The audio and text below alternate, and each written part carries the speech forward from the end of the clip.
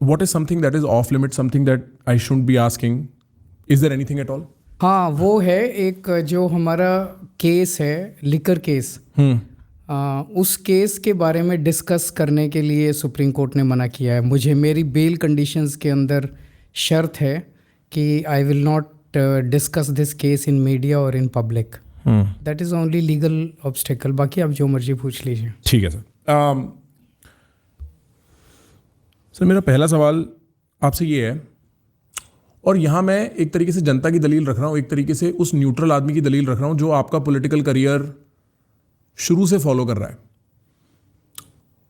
मेरे को ऐसा लगता है कि उस आदमी को ऐसा लगने लगा यार, आफ्टर ये लिकर वाली बात या उससे पहले कई ऐसे अन्य इंस्टेंसेस से, कि यार सर जिस मकसद से आए थे, जो उम्मीद लेके लोग आपके साथ जुड़े थे, कि अब अरविंद केजरीवाल के साथ भी, आम आदमी पार्टी के साथ भी वही सिलसिले होने लगे हैं जिनके अगेंस्ट इन्होंने अपना पॉलिटिकल करियर शुरू किया था। इस बात पे आपका क्या कहना है? देखिए, इसमें कई चीज़ें हैं। पहली चीज़ तो ये कि जो उम्मीद हम लेके आए थे, उम्मीद हम क्या लेके आए थे? उम्मीद हम अपने काम की लेके आए थे। हमने कहा था हम अच्छे स्कूल बनाएंगे, अच्छी शिक्षा देंगे। आज पूरे देश के अंदर आप कहीं चले जाइए, जिस किस्म की शिक्षा हम दिल्ली में दे रहे हैं, जिस किस्म के सरकारी स्कूल हमने दिल्ली में बनाए, दिल्ली के अंदर 18 लाख बच्चे सरकारी स्कूलों में पढ़ते हैं। इन बच्चों का भविष्य बिल्कुल अंधकार में था। एक ही हो गया था कि गरीब का बच्चा बड़ा होकर गरीब बनेगा, अमीर का बच्चा बड़ा होकर अमीर बनेगा। जिसके पास भी थोड़े से पैसे होते थे वो अपने बच्चे को प्राइवेट स्कूल में भेजना चाहता था। सरकारी स्कूल टिन टप्पर, मतलब बिल्कुल टाट पट्टी। इन स्कूलों को आज आप जाके देखिए, एक अपनी कैमरा टीम ज़रूर भेजिएगा। I would encourage you to do that. इन सरकारी स्कूलों को हमने बिल्कुल काया पलट दिया है। सबकी बिल्डिंग्स तोड़ तोड़ के नई बनाई है हमने सारे सरकारी स्कूलों के दिल्ली में। अब ये सरकारी स्कूल आपको किसी प्राइवेट स्कूल से, दिल्ली के किसी प्राइवेट स्कूल से कम नज़र नहीं आते। सरकारी स्कूलों में स्विमिंग पूल्स बन गए हैं, ऑडिटोरियम्स बन गए हैं, एआई की लैब्स हैं, सारी केमिस्ट्री मैथ इसकी सबकी लैब्स हैं, लिफ्ट्स लगी हुई हैं सरकारी स्कूलों के अंदर। You could not have imagine the kind of infrastructure that exists in the government schools now. मैं अपने दिल में ये मानता हूँ कि एक बड़ी गलती हुई हमसे आज़ादी के टाइम पे। जब देश आज़ाद हुआ, हमें सारा एफर्ट शिक्षा पे लगा देना चाहिए था। स्कूल अच्छे करने चाहिए थे। अगर शिक्षा आप अच्छी दे दो बच्चों को, तो एक जनरेशन में हम इस देश से गरीबी दूर कर सकते हैं। ये बच्चे बड़े होकर डॉक्टर बनेंगे, इंजीनियर बनेंगे, वकील बनेंगे, कुछ बनेंगे शिक्षा लेने के बाद। अब वो काम मैं दिल्ली के अंदर कर रहा हूँ, और मुझे ये करते हुए अब 10 साल हो गए। मुझे लगा था कि हमें देख के दूसरी पार्टियां भी करने लगेंगी, लेकिन देश में कई स्टेट्स में कांग्रेस की गवर्नमेंट है, बीजेपी की गवर्नमेंट है, इस पार्टी की, किसी ने शुरू नहीं किया। इसकी मतलब किसी की नीयत ही नहीं है अच्छी शिक्षा देने की। तो आप जो पूछ रहे थे कि आप दूसरों से अलग कैसे हो, आज भी अच्छी शिक्षा मैं ही दे रहा हूँ। आपको ये भी जान के ताज्जुब होगा, 4 लाख बच्चों ने प्राइवेट स्कूल से नाम कटा के सरकारी स्कूल में भर्ती हुए हैं दिल्ली के अंदर। दिस इज़ नॉट अ मैं एक दिन एक क्लास में गया सरकारी स्कूल में, तो मैंने वहाँ पूछा, मैंने कहा आप में से कौन कौन बच्चा प्राइवेट स्कूल से आया नाम कटा के? तो 10-12 बच्चों ने हाथ उठाया। तो मैंने एक बच्चे से पूछा आप कौन से स्कूल से आए? He said Saint Columbus, which is a big school. Saint Columbus is one of the best schools in the city. तो अगर कोई सेंट कोलंबस से नाम कटा के मेरे सरकारी स्कूल में आ रहा है, इससे बड़ा सर्टिफिकेट हमारे सरकारी स्कूलों की क्वालिटी का और क्या हो सकता है। इसके अलावा हम हेल्थ में हमने बहुत काम किया। हेल्थ में एक तो था, दिल्ली के अंदर आपको बड़े बड़े अस्पताल बहुत मिल जाएंगे, दिल्ली कैपिटल सिटी है, तो प्राइवेट सेक्टर में बहुत बड़े बड़े अस्पताल हैं, और सरकारी सेक्टर में जो अस्पताल थे दिल्ली सरकार के वो कंडम थे, बहुत बुरा हाल था।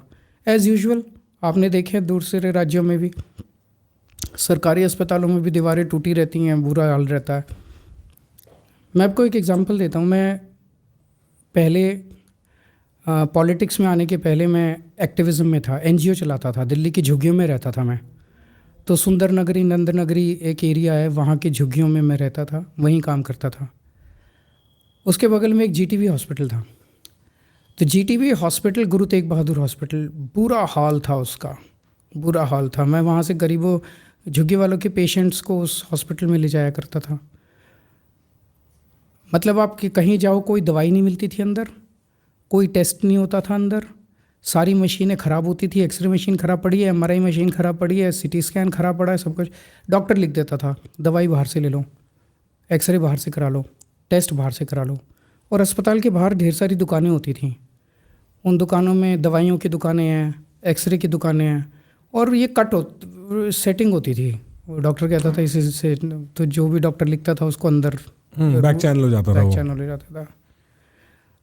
हमने सरकार बनने के बाद सारे अस्पतालों में अब दवाइयाँ अवेलेबल हैं, एक एक दवाई मिलती है, सारे टेस्ट अंदर होते हैं, सारा रिफर्बिश किया है, सारा डेंटिंग पेंटिंग सारा ठीक किया अस्पताल। सारे सरकारी अस्पतालों को सेंट्रली एयर कंडीशनड कर दिया हमने, सारी मशीनें काम कर रही हैं। अब आप किसी भी हॉस्पिटल के बाहर जाके देख लो, एक भी दुकान नहीं मिलेगी। तो ये जो इतना ज़्यादा रिएक्शन आ रहा है हमारे ऊपर, ये सारा एक माफिया था, शिक्षा माफिया था, हेल्थ माफिया था, जिसको हमने तोड़ा है। ऑब्वियसली ये माफिया छोटा माफिया नहीं था, इनके बड़े बड़े पॉलिटिकल कनेक्शंस थे, तो ये चुप थोड़ी रहेंगे। तो हमने दिल्ली में क्या किया, एक तो सरकारी अस्पताल जो बहुत बड़े बड़े थे उनको ठीक किया। लेकिन दिल्ली में क्या है, आपको खांसी हो गई आप एम्स भाग गए, आपको जुकाम हो गया आप एम्स भाग रहे हो। तो एम्स पे, बड़े बड़े हॉस्पिटल्स पे बहुत बर्डन था। So you needed to create another 2 tiers of medical services. तो primary health care, secondary health care was missing in Delhi.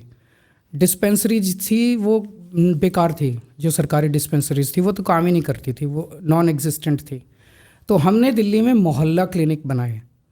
मोहल्ला क्लिनिक इतने सुपर सक्सेस। मोहल्ला क्लिनिक क्या था, एक लोकेलिटी के अंदर एक छोटा सा 2 कमरे का हमने वो बना दिया क्लिनिक, पोटा केबिन से, टेम्पोरेरी स्ट्रक्चर, एयर कंडीशनड, अंदर very fancy kind of furniture etcetera etcetera. ऐसे सर ये एक है, ये हम एक इस किस्म का एक ही है, ये 2 किस्म के मोहल्ला क्लिनिक बनाए, आप देख रहे हैं ना। सेकंड लेफ्ट में जो है वो खोलना, हाँ ये लेफ्ट वाला ये भी है और वो वाला भी है, वो हमने बनाए थे उससे पीछे वाला करो, हाँ वो भी है। ये 2 किस्म के मोहल्ला क्लिनिक हैं। हाँ। ये देखिए कितना शानदार है।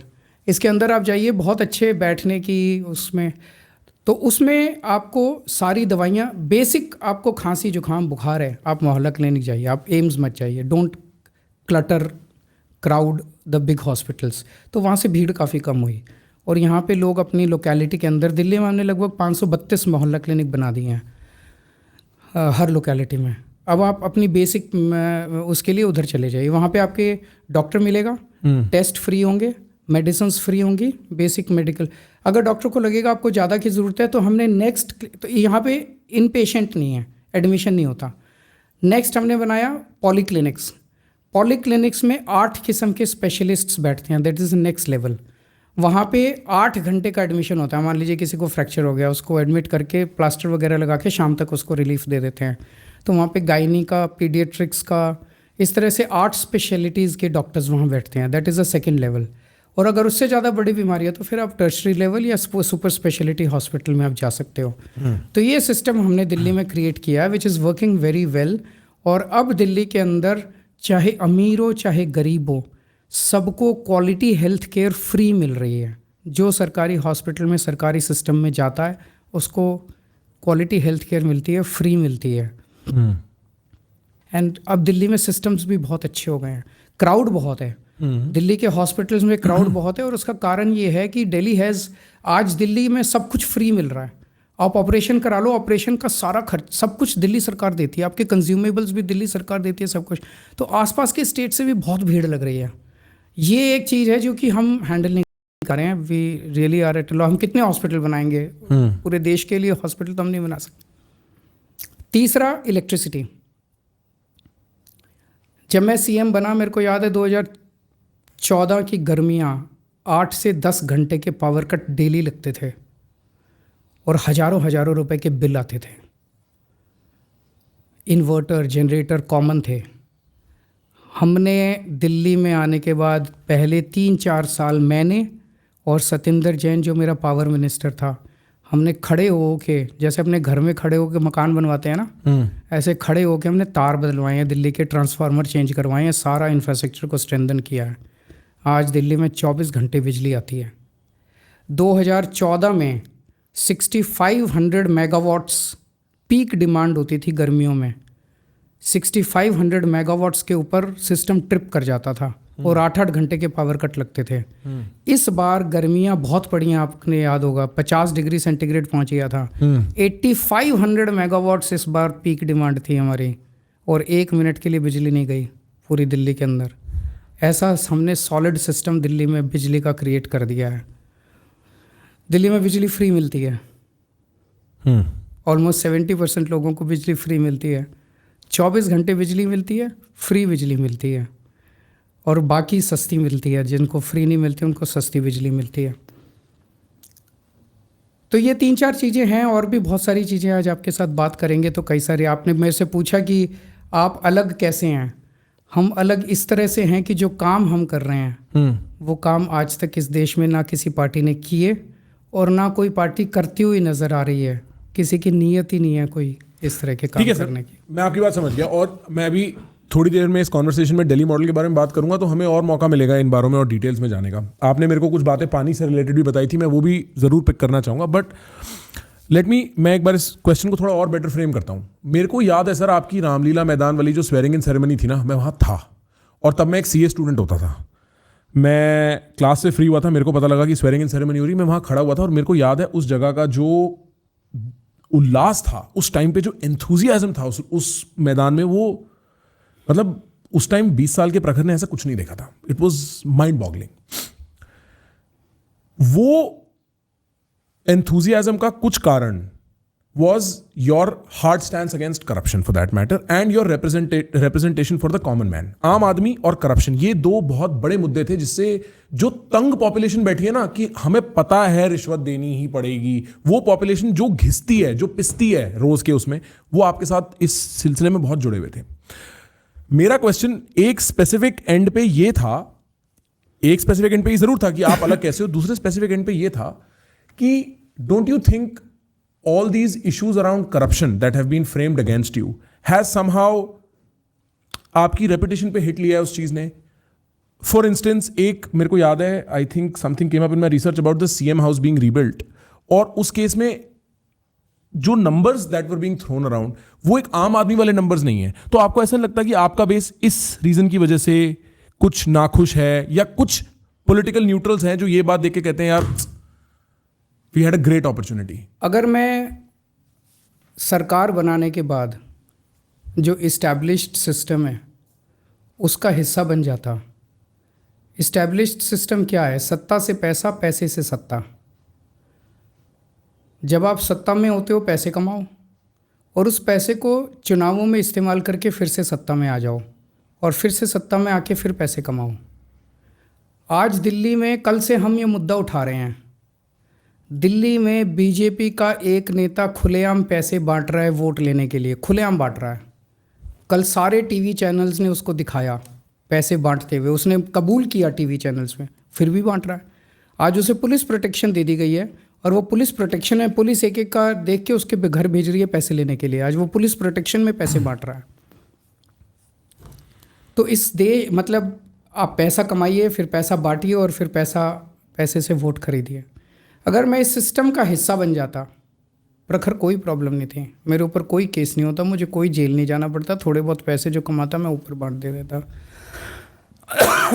हमने जो किया है काम, एजुकेशन माफिया को जिस तरह से हमने डिमोलिश किया है दिल्ली के अंदर, हमने हेल्थ माफिया को डिमोलिश किया, हमने टैंकर माफिया को डिमोलिश किया, हमने कई सेक्टर में जो माफिया थे वो चुप थोड़ी बैठेंगे, वो सारे के सारे रिएक्ट करते हैं। तो वो सारे रिएक्ट कर रहे हैं। आज इन सारी पार्टियों का एक साथ, ये इन सब में कोई फ़र्क नहीं है, ये सारे एक ही थैली के चट्टे बट्टे हैं। आज सारी पार्टी एक ही मकसद है, दैट वी आर डिसरप्टर्स। आज भी हम डिसरप्ट कर रहे हैं, राजनीति को डिसरप्ट कर रहे हैं, अपने काम से डिसरप्ट कर रहे हैं। आज इनका सबका एक ही मकसद है, आम आदमी पार्टी को क्रश करो, केजरीवाल को क्रश करो। बिकॉज क्यों? एक चीज़ बताओ, 30 साल से बीजेपी की सरकार है गुजरात में। गुजरात में सरकारी स्कूलों की हालत जाके देख लो। जब अभी गुजरात के पिछले चुनाव में लड़ने गया तो प्रधानमंत्री जी गुजरात से ही आते हैं। वो ये दिखाना चाहते थे कि वो किस तरह से शिक्षा पे काम कर रहे हैं। पूरे गुजरात में उनको एक सरकारी स्कूल ऐसा नहीं मिला जहां प्रधानमंत्री जी जाके अपनी फ़ोटो खिंचवा सकें। तो फिर एक टेंट बनाया गया कपड़े का, और उस कपड़े के टेंट के इंटीरियर्स को पेंट करके क्लासरूम की शेप दी गई, टेम्पररी क्लासरूम। उसमें 4 डेस्क लगाए गए। उन 4 डेस्क में 3 डेस्क पे बच्चों को बिठाया गया, एक डेस्क पे मोदी जी जाके बैठे फोटो खिंचवाने के लिए। 30 साल सरकार चलाने के बाद वो एक सरकारी स्कूल ऐसा नहीं बना पाए जहां प्रधानमंत्री अपनी फ़ोटो खिंचवा सके। तो मेरा ये कहने का मतलब है, आज उनका मकसद क्या है? वो अब ये नहीं देख रहे कि भाई केजरीवाल ने अच्छे सरकारी स्कूल बना दिए, हम भी बनाएं। वही देख रहे हैं केजरीवाल को ख़त्म करो यार, इसने नाक में दम कर रखा है। कभी सरकारी स्कूल बनाता है, कभी ये मोहल्ला क्लिनिक बनाता है, कभी कुछ बनाता है। मेरा ये कहना है, मैं तो बार बार कह रहा हूँ दिल्ली के अंदर भी, भाई मैंने 500 मोहल्ला क्लिनिक बनाए। आप तो इतने बड़े हो, आप 5000 मोहल्ला क्लिनिक बनाओ ना, केजरीवाल तो छोटा सा हो जाएगा। आज मैं घूम घूम के दिल्ली में जो वोट मांगता हूँ, पूरे देश में जाके वोट मांगता हूँ, मैं यही कहता हूँ मैं तुम्हारे बच्चों को पढ़ा दूंगा, तुम्हारे लिए अच्छे स्कूल बना दूंगा, मैं तुम्हारे बच्चे फैमिली बीमार होगी उसके लिए अस्पताल बना दूंगा, मोहल्ला क्लिनिक बना दूंगा, इसलिए मुझे वोट दो। वो केवल मुझे गालियां देते। तो उनका सारे सिस्टम का मकसद इस टाइम हमें ख़त्म करना है। हमारे ऊपर कीचड़ फेंका जा रहा है, कीचड़ फेंका जा रहा है। वो कीचड़ ऊपर वाले की कृपा है, लोगों का विश्वास है, चिपक नहीं रहा। जो आपने कहा कि hasn't it taken a beating on your image, मैं वहाँ से आने के बाद अभी डेली पद यात्राओं में जा रहा हूँ। इतना टूट के पड़ रही है पब्लिक, गले लगा रही है, किस कर रही है मुझे, मतलब मेरे हाथ चूम रही है मुझे। अगर तो जनता में, if my image had taken a beating, the people would have said Kejriwal तूने धोखा दिया हम लोगों को। जनता बड़ी वो होती है, मतलब यहाँ का वहाँ कर देती है, मुंह पे बोलने वाली होती है। जो प्यार और जो, तो जनता देख रही है। जनता को आप बेवकूफ़ नहीं समझते कि केजरीवाल पे झूठे आरोप लगाओगे, झूठा वो करोगे। एक और चीज़ है, आप पूरे देश में देख रहे हो क्या माहौल है। जितने लोगों ने गलत काम कर रखे हैं, जब उन पे EDI